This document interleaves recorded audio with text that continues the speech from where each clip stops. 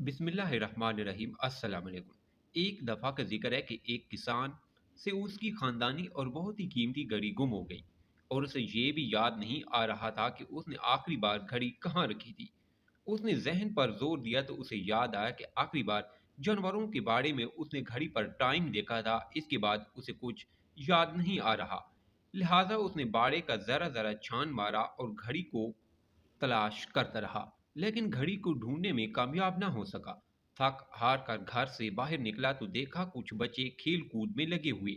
उसने बच्चों से दरखास्त की कि वो घड़ी तलाश करने में उसकी मदद करें। अगर वो घड़ी ढूंढ लेते हैं तो वो उनको इनाम देगा। ये सुनकर सब बच्चे उसके साथ घड़ी ढूंढने में लग गए। काफी जुस्तजू के बाद बच्चे मायूस होकर बाड़े से बाहर निकल आए और कहा, हमें तो कोई घड़ी नहीं मिली। ये सुनकर किसान काफी परेशान हुआ और बाहर जाकर उदास बैठ गया। इतने में एक बच्चा उसके पास आया और कहा, आप बच्चों को यहीं अपने पास बिठाएं, मैं अकेला अंदर जाता हूँ और एक बार फिर कोशिश करता हूँ, शायद घड़ी मिल जाए। वो बच्चा बाड़े के अंदर गया और कुछ देर बाद फातिहाना अंदाज में बाहर निकला। किसान ने देखा उसके हाथ में घड़ी मौजूद है। किसान ने उससे पूछा कि तुमने कैसे घड़ी तलाश कर ली जबकि हम सब नाकाम हुए।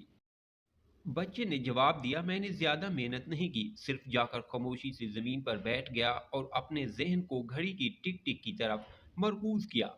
और इसकी टिक टिक पर तवज्जो मरकूज रखने की वजह से घड़ी की टिक टिक सुनने में कामयाब हुआ और इस सदा की तरफ बढ़ा और घड़ी को ढूंढ निकाला।